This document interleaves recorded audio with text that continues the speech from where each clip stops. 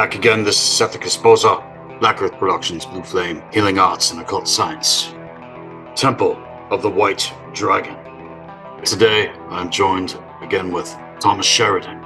It's been a while since we last spoke. I appreciate you coming on with me to break things down in terms of who stole the All-Father. Yeah, it's great to be back, and it's a topic I never tire speaking about. Excellent. Let's do this. One thing that you mentioned in the segment, you were alluding to deep space equating the deep ocean. In terms of cosmic law, the law of correspondence, as above, so below, it seems from my perspective that there's a lot deep within this ocean that has yet to be unveiled. People are starting to see the correlations, as for myself and you and other people, and can see the whole dynamic of how religion to politics is a main cause point for mind control. But to get to the actual factors in terms of the broken Irminsul and the symbolism that was appropriated in terms of this religion we call Christianity, and not just that, but Islam, Judaism, things that came out of the Middle East. We've touched upon these things before, but just to break down an overview of who stole the All-Father and why you felt it was important to address these things.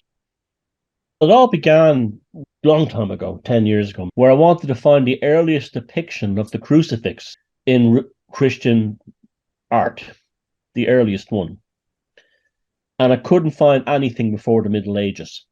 And that seemed very strange to me because the central iconography of Christianity is the crucifix, that man on the cross.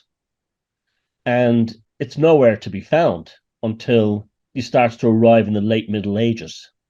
Prior to that, the symbols for Christianity were everything from a cockerel, what St. Augustine wanted the symbol of Christianity to be, which is why France has the cockerel as their national emblem, to a fish symbol, to a pair of keys, to a single key, no crucifix.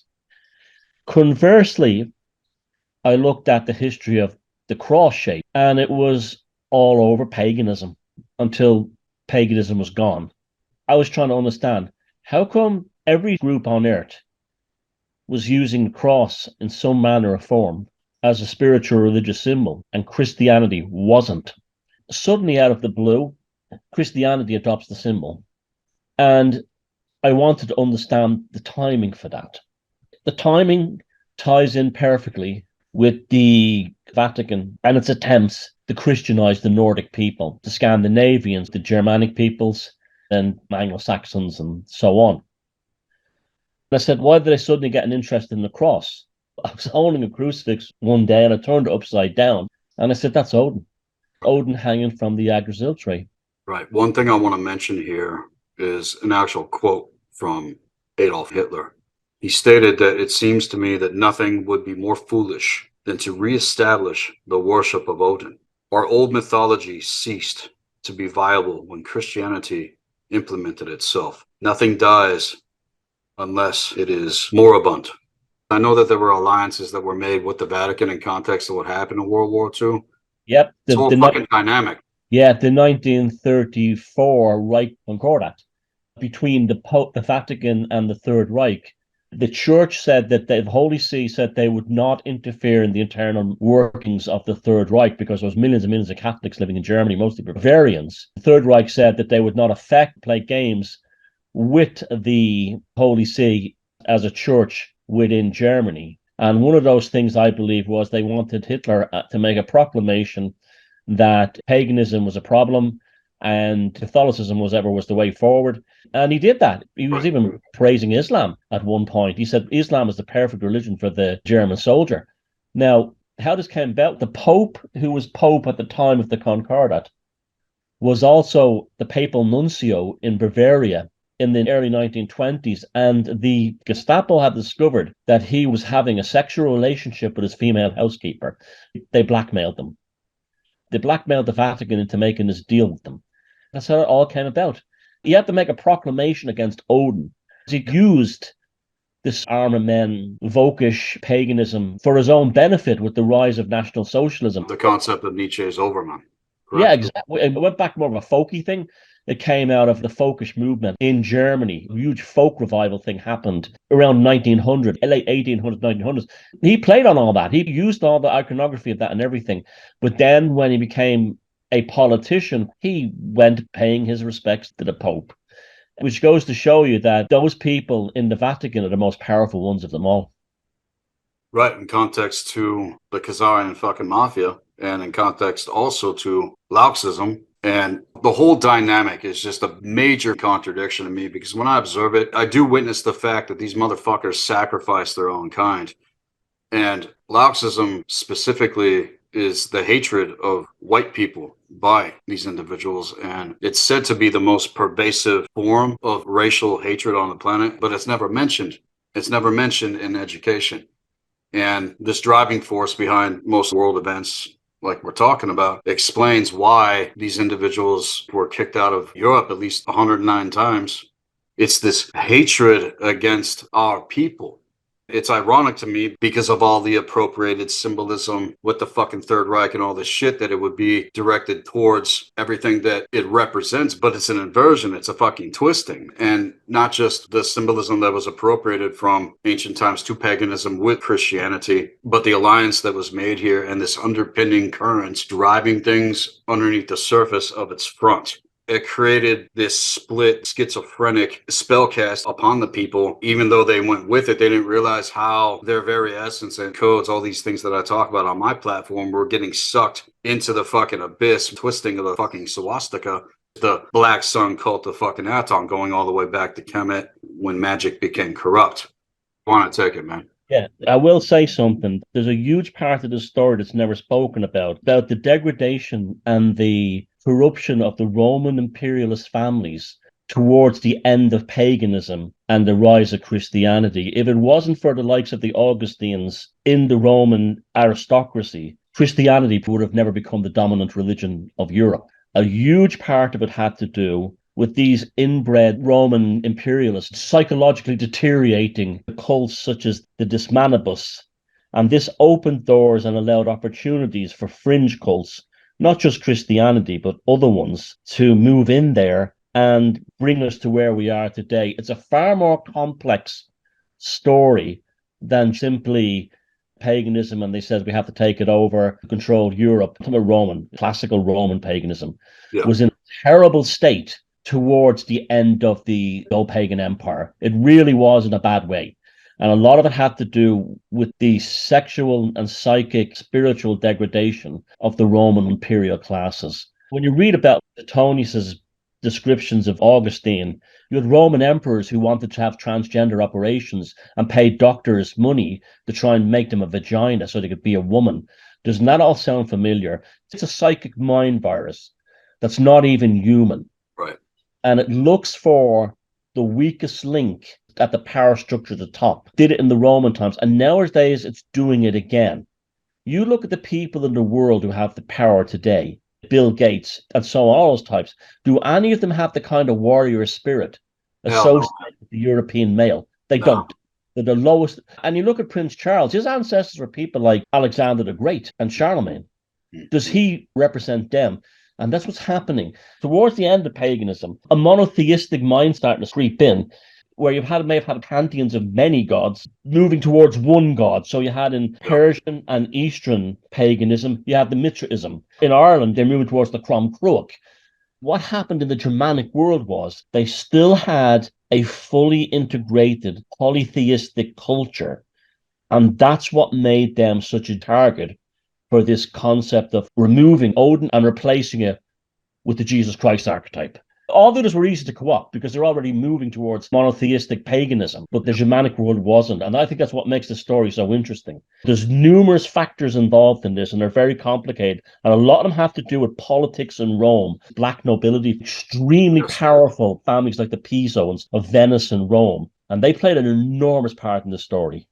So the whole undercurrents of Laoxism in context, all this anti-white propaganda, they've been able to convince our people that we don't have a true animist tradition. Second, that we were these horrible fucking people that just went out and fucking slaughtered everybody else, all this fucking bullshit. The media and education in terms of multiculturalism, all of these horrible fucking crimes that have actually taken place by these individuals, creating a fucking scapegoat like they did in World War II. That instigation point, it just rose on its own because of that mind control tactic that brought forth moral decay that we're dealing with now. All the chemtrails, the needlecraft, all the fluoride, the poison in food, and the destruction of intelligence IQ, the health of our people. And in terms of the World Economic Forum agendas, they said that our people are the main target here in context. And I'm just wondering from your point of view, why that is the case.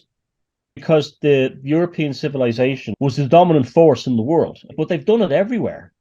It wasn't just us, it was every race. They use the same template. That's the most amazing thing about it. You look at in Africa, Islam is doing it as well, with groups like the Dogon in Mali, probably the last great shamanic pagan tribes of Western Africa.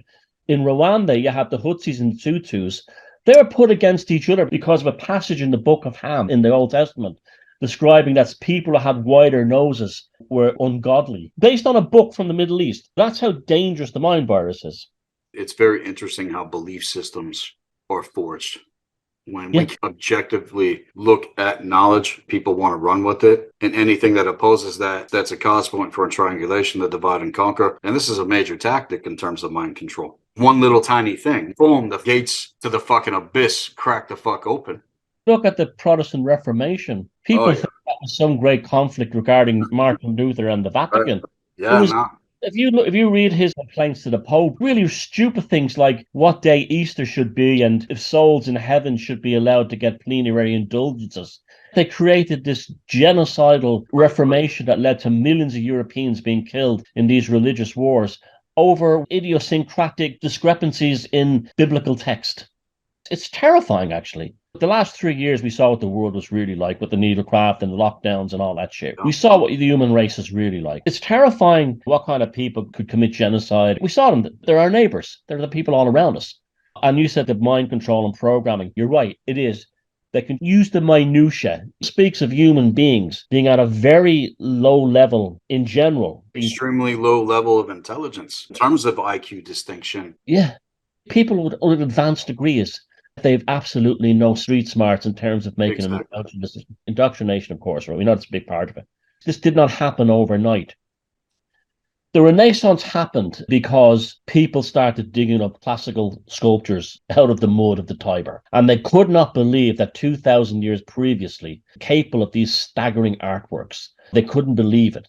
It's quite frightening how Christianity dumbed down Europe. If you look at, say, Roman society when they were pagan, you had highly advanced technology, high-functioning societies. Christianity takes over, and almost immediately overnight, you have a collapse in IQ. Across-the-board decay of society, Dark Ages, where they were shitting in the streets and drinking from the water flowing down beside it. You had bannings of all the guilds and all the trades, and you read Catherine Nixby's The Darkening Age, bannings of guilds and trades. They started attacking pagan temples, but they could not destroy the statues and the figures on the top because they had forgotten how to make safe scaffolding and laddering. And it's happening again today.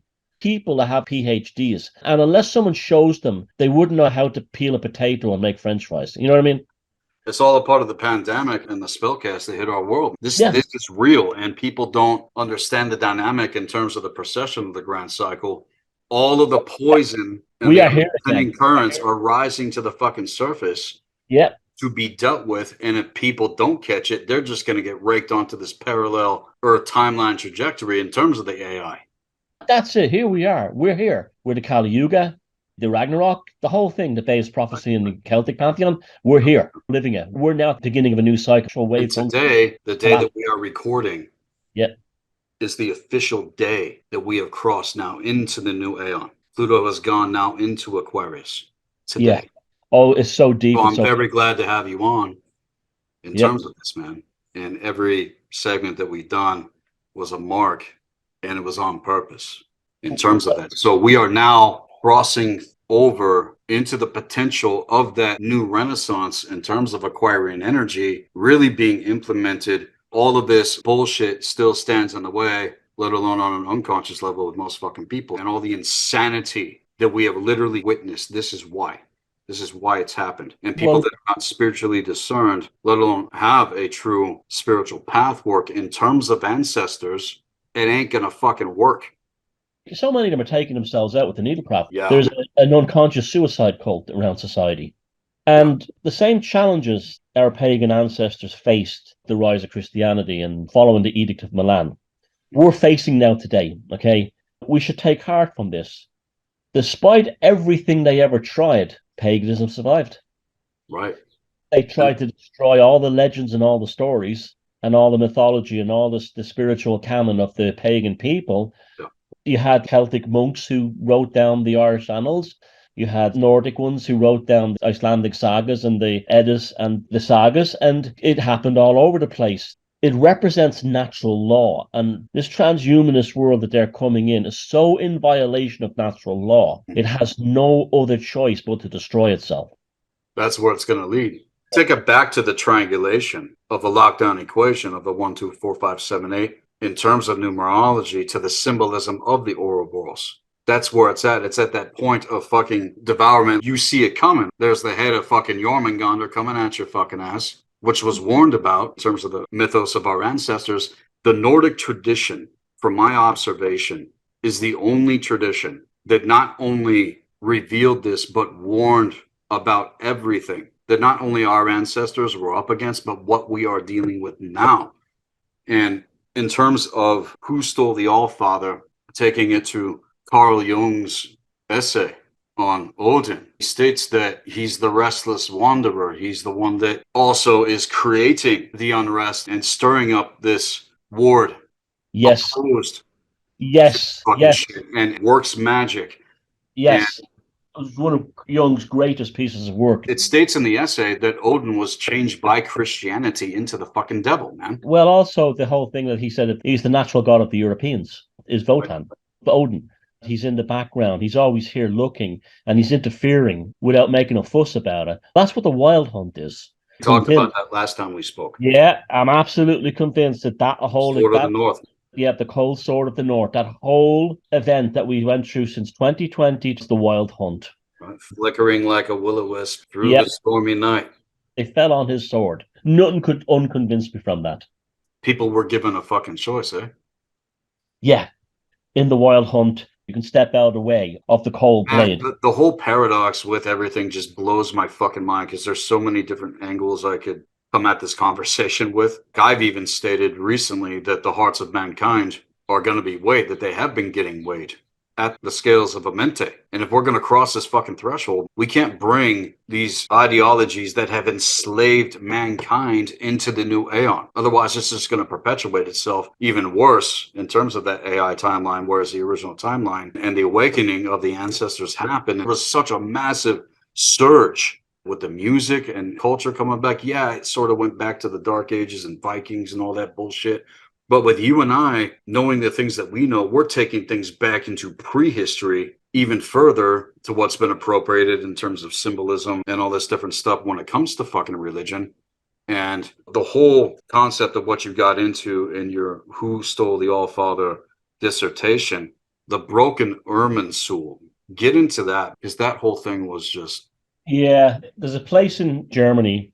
It's a rock formation called the Echsenstein. It's the most remarkable thing. It's in the middle of this flat landscape is this projecting, massive, towering, natural rock formation.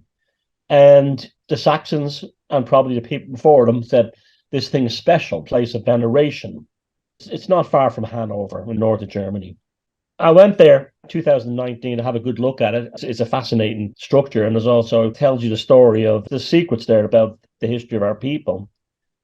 And there was a frieze. There's all religious stuff carved into the walls, quite Christian. One of them shows that symbol bent on its side, as if it's been chopped down. And next to it is Jesus being put up on a cross. So it's overtly, it's not even in code. It's saying to the Germanic people, your tradition is now dead, Odin is dead, and here's your new Odin.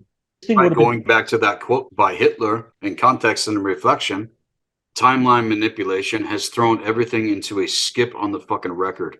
This is what I've been able to observe metaphysically speaking. And from my point at table, in terms of my personal path work, I've already transcended this shit. 1,000 steps ahead of the fucking game, know what the fuck is going on, can see what the fuck is coming. This skip in the record, again, to what we were talking about before, there's been a recent surge of individuals going back to the church. but that's fear. That's like this Titanic sinking, and it's obviously lifeboats are gone. It's all set up like that, isn't it? Yeah, it's cowardice. It's a form of cowardice. Yeah. And there was always these dumb bastards who said, well, let's sit at the back and wait for more instructions. And then they went down with the ship. That's what I see these people running back into Christianity at this point. That's what I see them as, the ones that went down with the Titanic. Everyone's reaching for vicarious atonement, not taking responsibility for their condition or realizing their responsibility in terms of incarnation. Exactly. The whole concept of ask for forgiveness and everything's okay. It's not okay. A serial killer was on his way up to heaven, and a baby that he'd murdered was on its way to hell. And the serial killer was going to heaven because he atoned for killing the baby. But the baby was going to hell because it wasn't baptized. That's it right there and there. That's their philosophy, man. That's the bullshit. And how anyone could actually believe that is beyond me. Right. So the IQ distinction and context, me and my crew, we're up on 180. Most people, they're between 60 to 90 at best. And in terms of that, the chasm, when it comes to IQ distinction, is usually 30 points. There is a fucking chasm between individuals that's up on 120 versus 90. We're talking about metaphysical, cosmic fucking street smarts versus indoctrination, mind control, what's been implemented in terms of religion. You have been on this track for many, many years. And Thomas, I respect your work. You're one of the best occult scholars out there because you don't leave any stone unturned. And I think a lot of people skip over a lot of fucking steps because they think they can just get on, read about something. It's not anything that's truly self-evident because they're still dealing with the programming in the face of what they assume. Exactly. And thank you for that. You have to do the homework. Start again with a blank sheet of paper. That's the only route to enlightenment. One thing that I've witnessed, and also how belief systems are forged, if people cannot put what they assume on the chopping block to be completely fucking annihilated with truth, contrary to what they allegedly believe or assume to know, then they're completely fucked. And we saw it again, bringing it back to what happened in the last couple of years. We saw how not broken, the word broken, how dysfunctional at the spiritual level so many of them are. The whole NPC thing answered so many questions for us that we grew up with. Some of your stuff is hilarious, man. When you just bust that Drew. Barry Drewmore.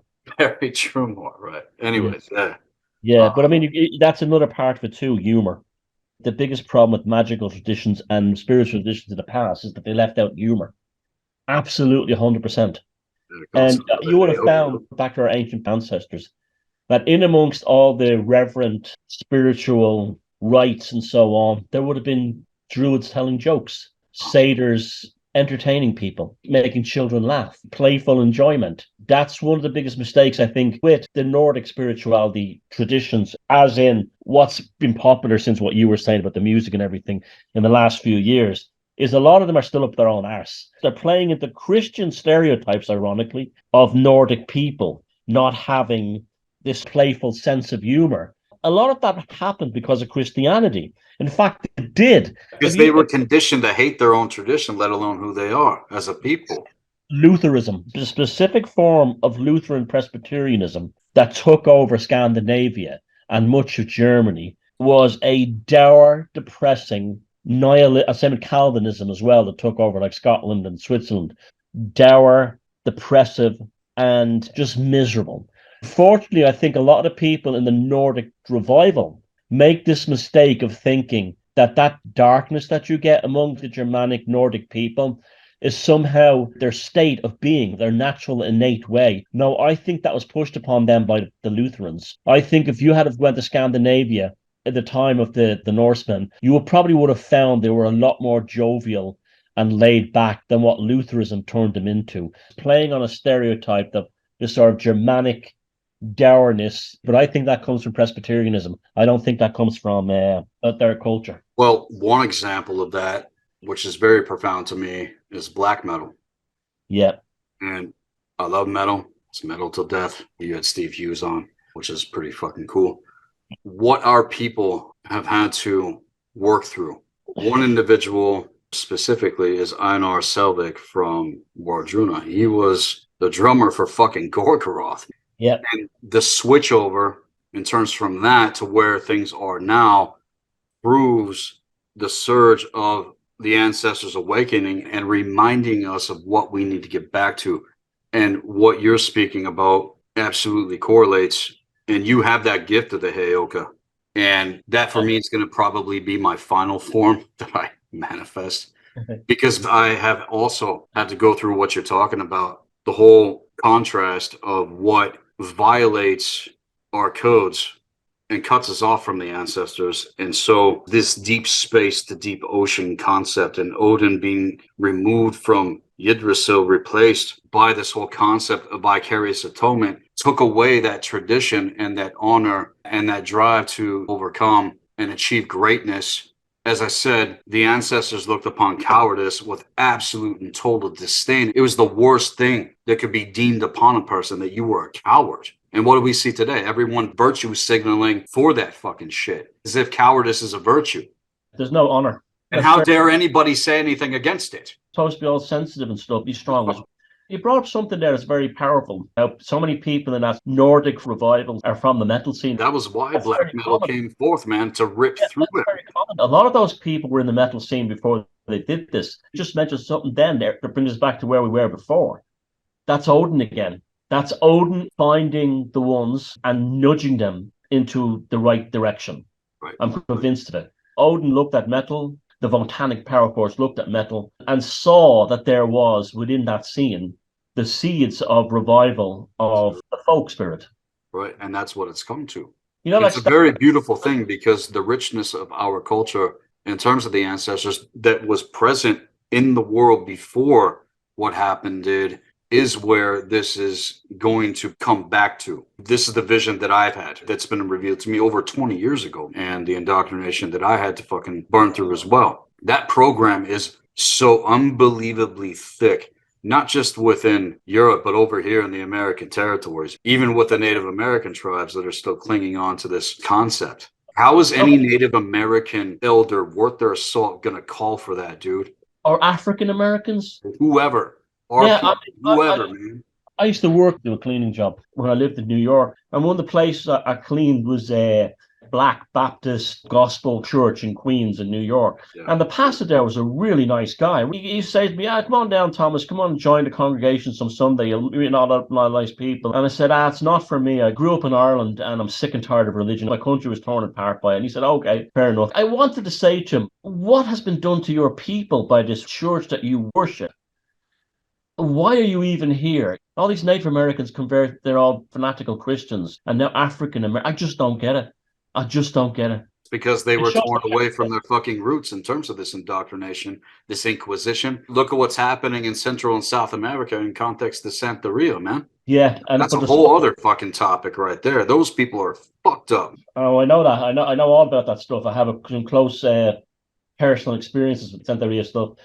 But paganism in South America, we slag off the Catholic Church to their credit, assimilating people. They're more tolerant of pagan stuff, put it as harmless folk stuff, right? Like Pachamama in South America, the pagan mother goddess, they'll tolerate that. Eventually, the whole plan is to say Pachamama doesn't exist, it's the Virgin Mary, like they did in Ireland with the goddess Breed and replaced her. And everything is filtered into their good works of consciousness.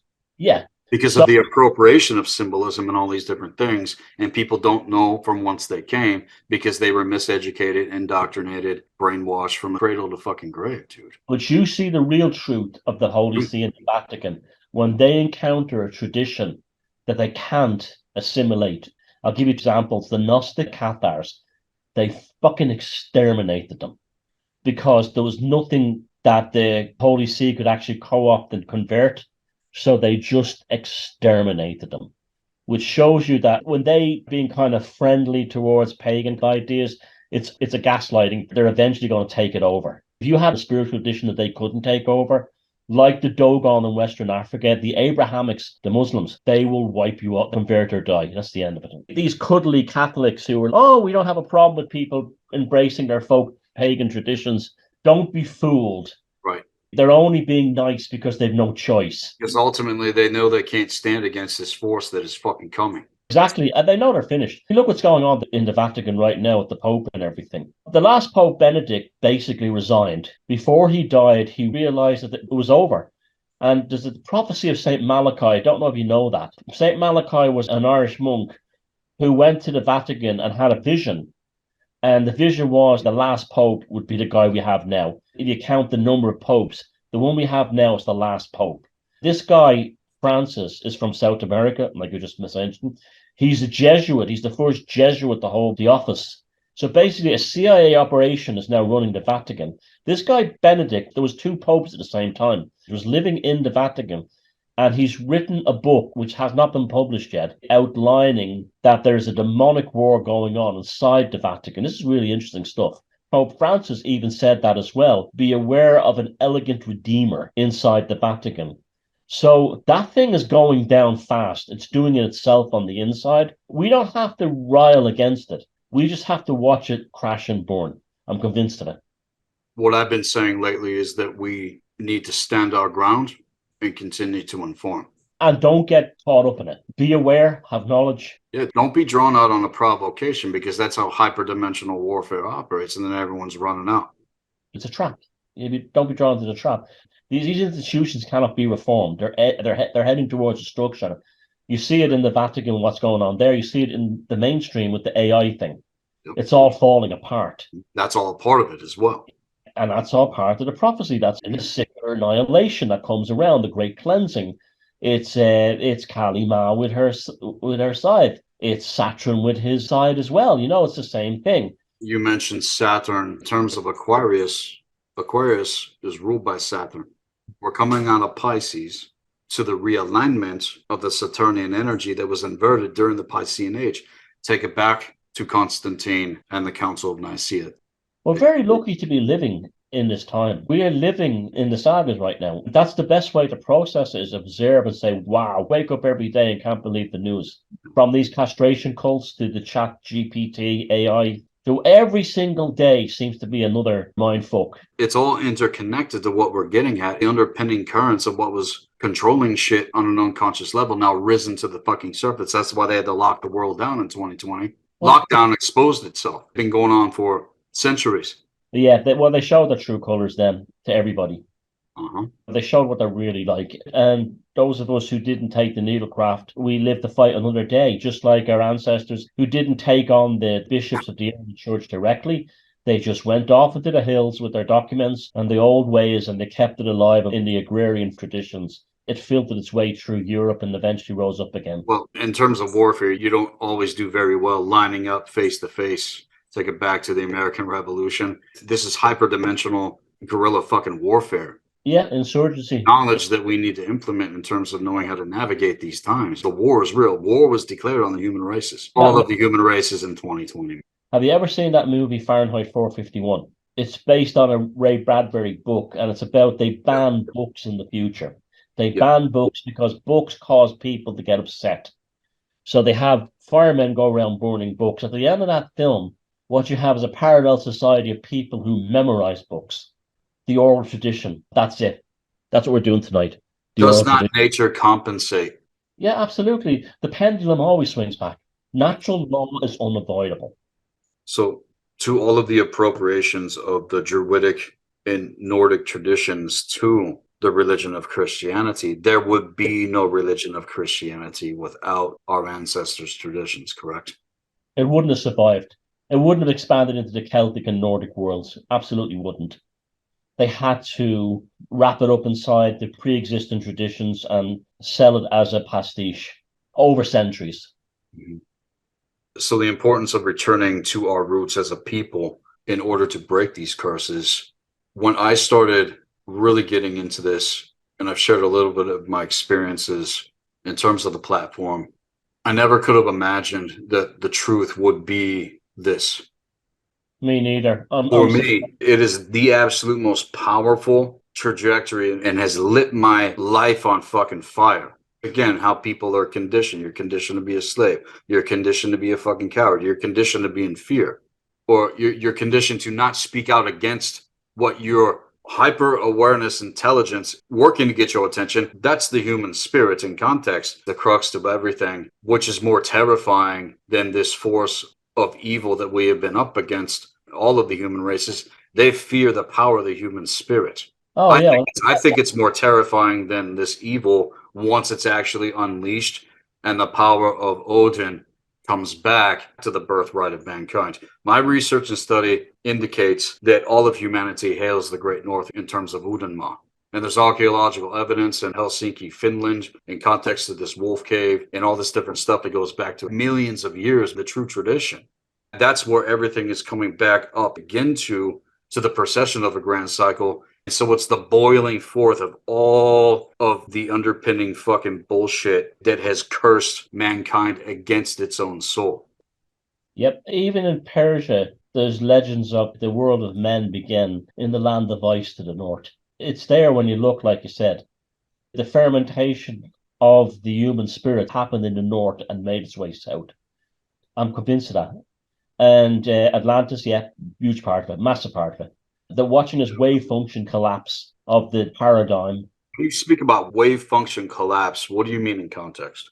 Well, this is going into the world of Anthony Peake and people involved in quantum theory and processes get talk about. Well, it's true within particle physics, the quantum theoretical physics, that reality is established by a wave, a sine wave, an amplitude, held together by consciousness, by attention, and by focus. When focus and attention is taken away from this wave function, it collapses into itself and it loses its integration. And that's what's happening. This paradigm we've existed in since the Edict of Milan, that wave function has maintained steadfast, but it's falling now. It's collapsing rapidly. And a huge part of it has to do with the AI thing. They've lost control of the devils that they've unleashed themselves. Yeah. All evil contains within it the mechanism to destroy itself. Well, Right.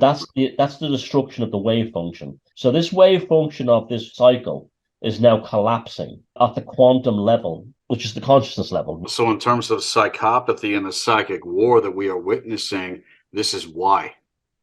Yeah, this strangeness of reality, the way time seems peculiar. They have quite literally fucked with timelines. They have the Yeah. technology to. Allowing men to compete in women's sports and telling people there's no genders and ignoring chromosomes. This is the wave function collapsing. Our job is to let it die and savor its destruction. The greatest show we'll ever experience. So, the rights of Odin, Yeah, the yeah. magic of wisdom. The cold sword of the North Right. it came down in 2020 and it thrust itself through the subconscious world of the West, and the West imploded.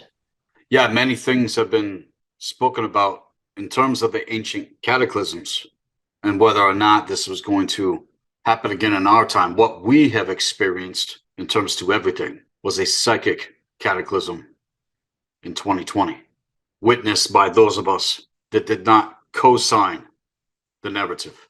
Oh yeah, definitely.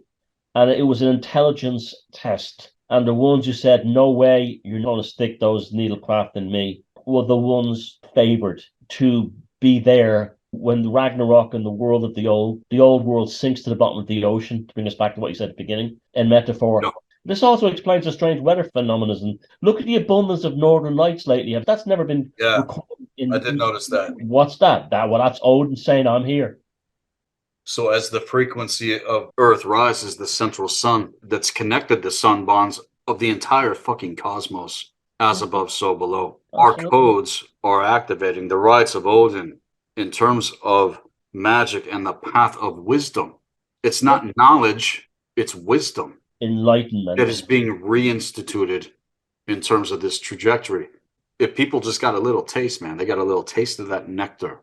I do have a gift I want to send you in terms of what we've implemented with the mystery school. It's called the Nectar of Athanasia. and I'll send you an email that explains what it is. We are the first ones to release this back into the world since what happened did. And this is also a mark of the procession. It's a mark of the mystery school, what it represents, the lineage that I incarnated, all of these different things. And I remember a long time ago, I was corresponding with the higher force, and it asked me, what do you want? And I said, wisdom. It asks me 3 times, are you sure?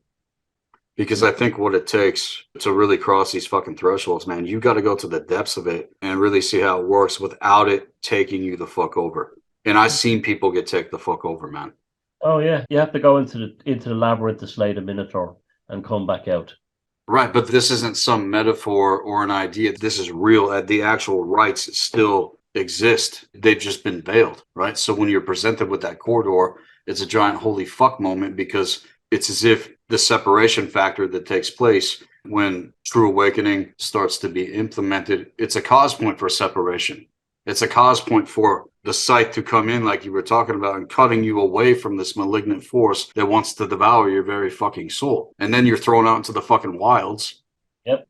And it all goes back to rites of initiation that I knew the shaman class instituted in ancient times so that we could pull the alignment. So the reinstitution of these rites and realizing what these rites are all about, and that it is the purpose to master your existence. Yeah. It is for the purpose of self-mastery. It so contradicts the fucking programming that everyone is still running on. How dare anyone rise the fuck up? And the attack and the war on men. That's a huge part of it. Let's pick this up again in a couple of months. Let's not wait another year. This stuff is developing so fast. In 3 months or so, let's review where we've come from since tonight, because I think we'll have even more mind-blowing stuff if you're up for that. Absolutely, man. I'm definitely up for that. I'll go and let you go. I know you got things going, Thomas. It was great having you on, man. And I look forward to diving deep with you again, and we'll stay in flow. We'll share it around, yeah, because I'm fascinated by this stuff. It's brilliant. We cover a lot of whatever, but excellent. Take care. I'll see you. Great talking to you again. You too. Later. Everybody check out Thomas Sheridan's links in the description below. And definitely check out the link in terms of his dissertation, Who Stole the All-Father? And with everything that we were able to briefly touch upon, the impact and correlations that have been made are absolutely 100% undeniable and irrefutable. So as to everything that has been developed over the years, taking it to the next levels, upgrades have been made in terms of the level 1 apprentice full rights initiation with the Mystery School platform here at Black Earth Productions. There's a payment plan option in terms of those who inquire, and also for those that have already been initiated into the Mystery School. Upgrades to the Metaphysical Celestial Psychology reading, the 5 terabyte upgrade with the Black Earth Library, the Metaphysical upgrade to Ulfadar training, implemented the Nectar of Athanasia with the Mystery School. And for those that have been initiated, in terms of your credentials, we'll get the Nectar at a 50% off discount at rate in continuance. This is to your benefit. This is to your life and the alignment of the templating which you are here to work with and master in terms of your existence. Everything in terms will show you not only the map and the compass, but the specific magical formula and the sigil code script of the original template, which is you. Implemented the rites that have existed millions of years going into prehistory, at present now, in terms of the procession of the grand cycle. The doors are open to you. For those that want to inquire, send me a direct email at blackearthproductions with an S at hotmail.com. Other readings are made available in terms of services. I always do this one-on-one with individuals. That's how I operate. Here, we are about quality and quality to life, to our rights in terms of existence. We have warded and drew the line in the sand, this boundary condition that states we will not relent. We will not tolerate the lie. We will not pretend and placate to the indifference of our own eternal spirit in order to be accepted, let alone validated by those that firmly have their heads up their asses otherwise, implemented by those that choose willful ignorance, apathy, and slavery to cowardice. This will not suffice. This is not going to last in terms of what is here and what is going to continue to come forth in the days, weeks, months, years to come. We're still in a major time of healing to remember going into 2025 and 2028. And for those that don't know these things, here is your opportunity. For those that have been wrestling, teetering, here's your opportunity. And as you become the gate to your own rites of initiation with the proper foundation, positioning yourself to become the eternal student, there is no thing that will not potentially be revealed to you. And so to this, to make a declaration in terms of our position, it is to the waxen one who feedeth by stealth, the coiled one who coileth on the inert ones. I will not be inert for thee. I will not become infirm for thee. Thy poison shall not enter into my members. My body is as the body of Atum. I am not weak. Suffering from thee shall not enter into these chimes of mine. I am Atum. I am at the head of the primordial waters. My protection is from the gods who art the cords of eternity. I am he whose name is hidden, more holy than the throne of the god of chaos. I have gone forth with Atum. I am he who is not examined. I am hail and burn in the flames, thou creature of wax, coiled fiend, who leadest away victims and destroyeth them. Thou who prey upon the weak and the helpless, I will never become helpless. Thy poison shall never enter my body, for my bones are the bones of Atum. And since Atum does not suffer collapse, I shall not suffer collapse, and let the pains of the dead eat into my remains. I am Atum, who stands against the mouth of the abyss. I am he whose name is hidden, whose sanctuary is aligned millions of years. I came forth with Atum, the aeons. I am he who shall never, ever be condemned.